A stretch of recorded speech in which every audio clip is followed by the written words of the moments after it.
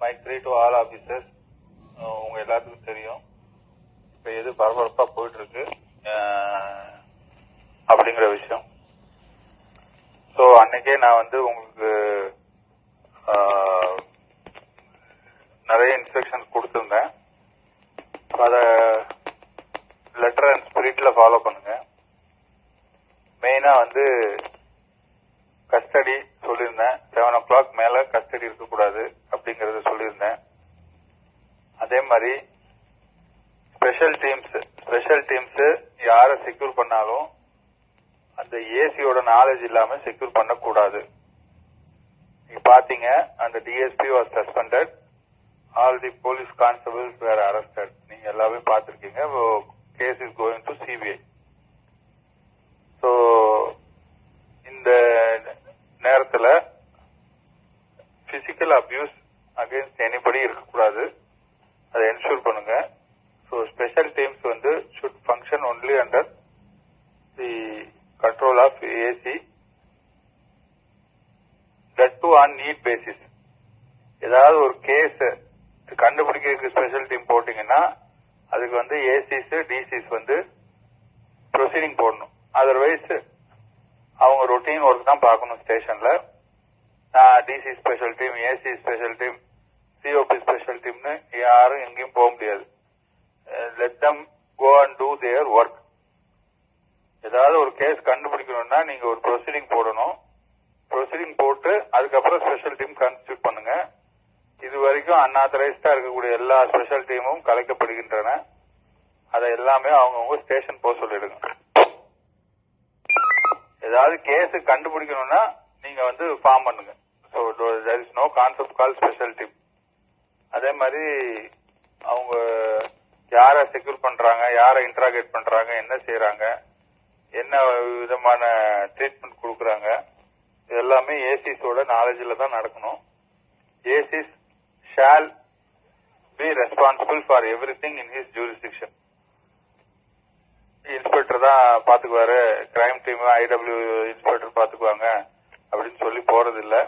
கஸ்டடின்னு இருந்ததுன்னா கண்டிப்பா inspector should be available in the police station. Police ஸ்டேஷன்ல இன்ஸ்பெக்டர் கண்டிப்பா இருக்கணும்.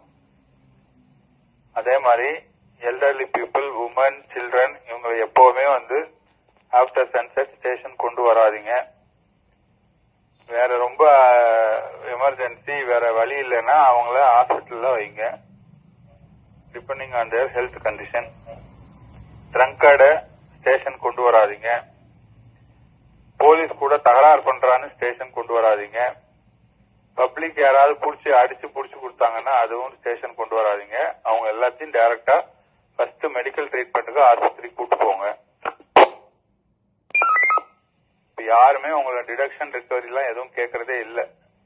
அதனால வந்து don't concentrate on recovery. Detection வந்து சயின்டிபிக் மெத்தட்ல டிடக்ட் பண்ணுங்க. ஃபர்ஸ்ட் ஆஃப் ஆல் நான் நேரத்தையே சொன்ன மாதிரி வரவன் வந்து என்ன பதட்டத்துல இருக்காங்கிறது தெரியாது, அவனுக்கு உடம்புல என்ன விஷயம் இருக்குங்கிறது நமக்கு தெரியாது. So you don't indulge in any sort of other activities. So இந்த விஷயத்துல வந்து government is very serious. And நீங்க எல்லாமே பார்த்திருப்பீங்க, சோசியல் மீடியா அவுட்ரேஜ், மீடியால அவுட்ரேஜ் எல்லாமே பார்த்திருப்பீங்க. So act accordingly. தேவையில்லாம யாரையும் ஸ்டேஷன்ல வச்சு விசாரிக்க வேண்டாம், ஸ்டேஷனுக்கு கொண்டே வர வேண்டாம். எல்லா கேஸ்லயும் நீங்க அரெஸ்ட் பண்றீங்க பண்ணல, கண்டிப்பா 41A கொடுத்திருக்கணும். Hereafter follow that.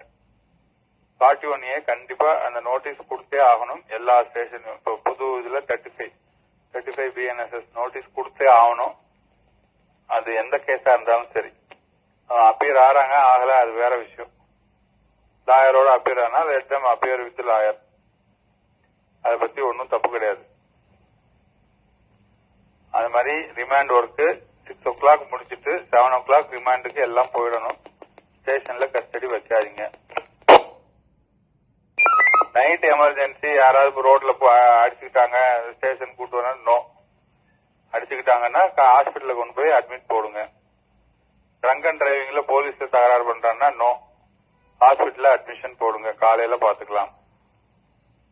நைட்ல தேவையில்லாம அக்யூஸ்ட ஸ்டேஷனுக்கு கொண்டு வரக்கூடாது. அதே மாதிரி அக்யூஸ்ட எப்படி ட்ரீட் பண்ணுங்கிறத தெளிவா நேற்றுக்கு முந்தானத்துக்கு மீட்டிங்ல சொன்னேன். அதை பெர்ஃபெக்டா ஃபாலோ பண்ணுங்க.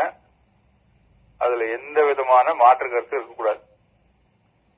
Mic 3 C1 Iving. C1 Iving to Mike 3 sir. Receives all this sir. Follow பண்ணிக்கிறேன் சார், பார்த்துக்கிறேன் சார்.